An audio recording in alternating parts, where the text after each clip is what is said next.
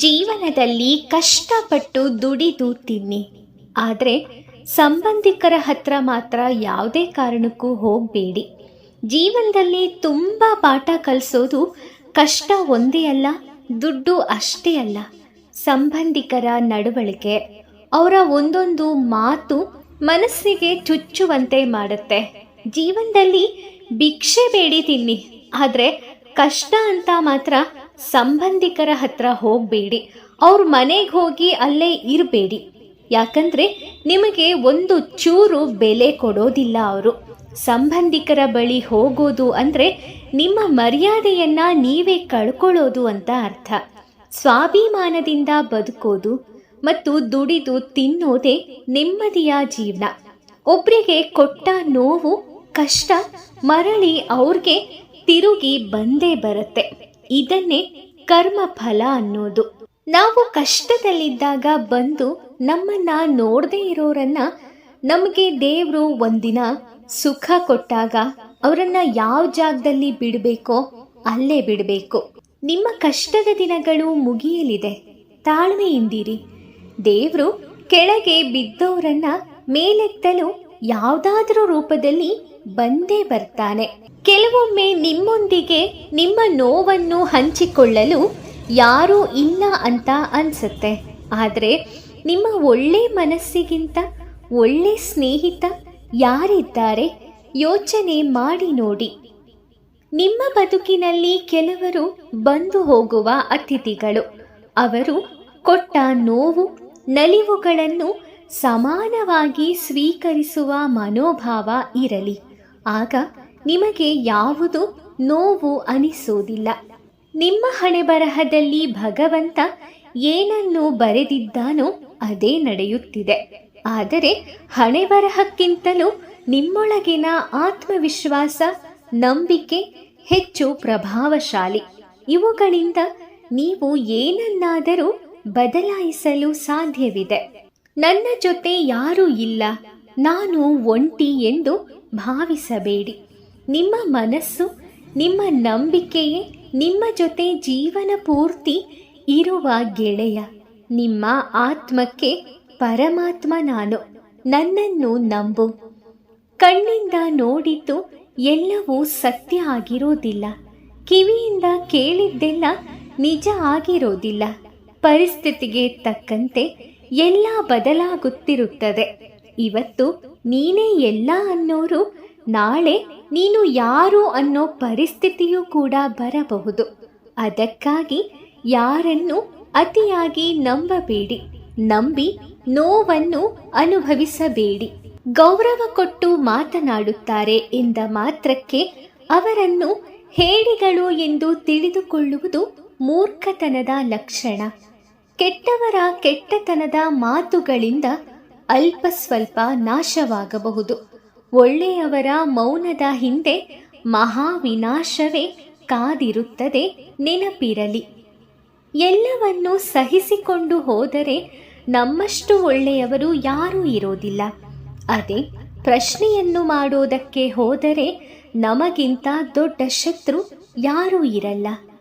ಒಬ್ಬ ಗುರು ನಮ್ಮ ಜೀವನವನ್ನು ಅಂಧಕಾರದಿಂದ ಬೆಳಕಿನತ್ತ ಕೊಂಡೊಯ್ಯುವ ದೀಪವಿದ್ದಂತೆ.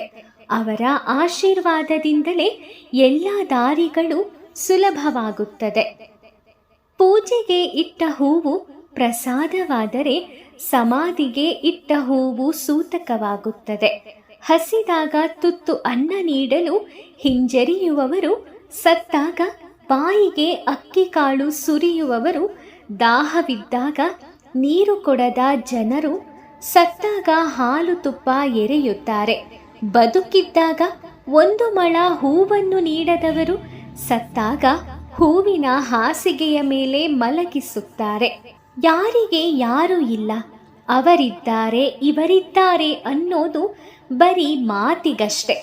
ಎಣ್ಣೆ ಇದ್ದರೇನೇ ದೀಪ.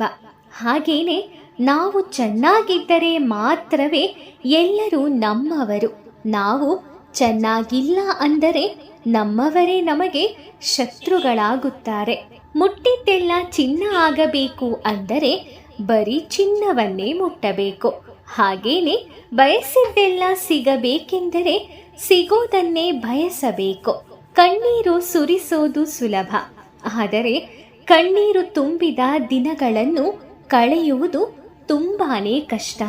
ಪ್ರೀತಿನ ಎಲ್ಲರೂ ಮಾಡುತ್ತಾರೆ, ಆದರೆ ನಿಜವಾದ ಪ್ರೀತಿ ಸಿಗೋದು ಕಷ್ಟ. ನೋವಿನಲ್ಲೂ ನಗುವವರನ್ನು ನೋಡಬಹುದು, ಆದರೆ ನೋವಿನಲ್ಲೂ ನಗುವ ಮುಖದ ಹಿಂದಿರುವ ನೋವನ್ನು ಕಾಣೋದು ಕಷ್ಟ. ಈ ಜೀವನ ಎಂದರೆ ಹೀಗೆ. ಮನಸ್ಸಿನಲ್ಲಿ ಎಷ್ಟೇ ನೋವಿದ್ದರೂ ಮೇಲಿನ ನೋಟಕ್ಕೆ ನಗುತ್ತಿರಬೇಕು. ನೋವನ್ನು ನುಂಗಿ ನಗುತ್ತಾ ಸಾಗೋದೇ ನಿಜವಾದ ಜೀವನ. ಬರುವುದೆಲ್ಲವನ್ನು ಸ್ವೀಕರಿಸು, ಬಂದಿದ್ದೆಲ್ಲವನ್ನು ಅನುಭವಿಸು. ನಮ್ಮ ಪಾಲಿನದಷ್ಟೇ ನಮಗೆ ಸಿಗುತ್ತದೆ, ನಮ್ಮದಲ್ಲದ್ದು ನಮ್ಮಿಂದ ಖಂಡಿತ ದೂರವಾಗುತ್ತದೆ. ಇರುವಷ್ಟು ದಿನ ನೆಮ್ಮದಿಯಾಗಿ ಇರಬೇಕು. ಯಾರು ಸಮಯ ಸಾಧಕರಾಗಿ ಒಬ್ಬ ವ್ಯಕ್ತಿಯನ್ನು ಮೋಸ ಮಾಡುತ್ತಾರೋ ಅವರ ಮೋಸಕ್ಕೆ ಸಮಯವೇ ಒಂದು ದಿನ ಅವರಿಗೆ ತಕ್ಕ ಪಾಠವನ್ನು ಕಲಿಸುತ್ತದೆ. ಒಬ್ಬರ ಸರಳ ಸ್ವಭಾವ ಅವರ ಬಲಹೀನತೆ ಅಲ್ಲ. ಅವರು ನಿಮ್ಮ ಬಳಿ ಮೃದುವಾಗಿ ಮಾತನಾಡುತ್ತಾರೆ ಎಂದರೆ ಅವರು ಬಲಹೀನರು ಅಂತ ತಿಳಿದುಕೊಳ್ಳುವುದು ತಪ್ಪು.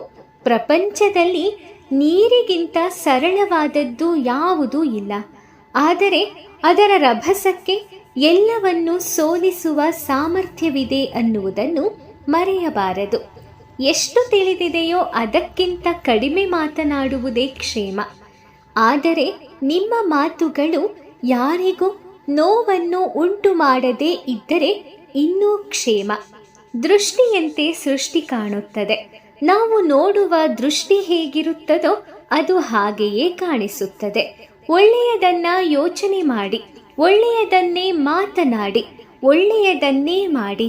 ಏಕೆಂದರೆ ಬೇರೆಯವರಿಗೆ ನೀವು ಏನನ್ನ ನೀಡುತ್ತೀರೋ ಅದೇ ನಿಮಗೆ ಮರಳಿ ಬರುತ್ತದೆ. ಇದೇ ಈ ಸೃಷ್ಟಿಯ ನಿಯಮ. ಕಾಲಚಕ್ರದ ಅನುಸಾರ ಯಾವುದು ಯಾರು ಯಾರಿಗೆ ಕೊಡುತ್ತಾರೋ ಅದೇ ಅವರಿಗೆ ಮರಳಿ ಬರುವಂತಾಗುತ್ತದೆ. ಇಲ್ಲಿ ಎಲ್ಲವೂ ಕರ್ಮ ಫಲದಂತೆ ನಡೆಯುತ್ತದೆ. ಕರ್ಮ ಹೇಳುತ್ತದೆ, ಕಾದು ನೋಡು ಮನುಷ್ಯ, ನಿನ್ನನ್ನು ಕಾಡಿಸಿದವರು ಖಂಡಿತ ಒಂದು ದಿನ ದಂಡನೆಗೆ ಒಳಗಾಗುತ್ತಾರೆ ಅಂತ. ಕಲಿಯುಗದಲ್ಲಿ ಯಾರ ಶಾಪ ಯಾರಿಗೂ ತಟ್ಟೋದಿಲ್ಲ, ಆದರೆ ಅವರು ಮಾಡಿದ ಪಾಪಗಳು ಮಾತ್ರ ಅವರನ್ನ ಬೆನ್ನಟ್ಟದೆ ಬಿಡೋದಿಲ್ಲ. ನೀವು ಶಾಪ ಹಾಕಿದರೆ ಮಾತ್ರವೇ ಅವರಿಗೆ ಕೇಡುಂಟಾಗುತ್ತದೆ ಅಂದರ್ಥವಲ್ಲ.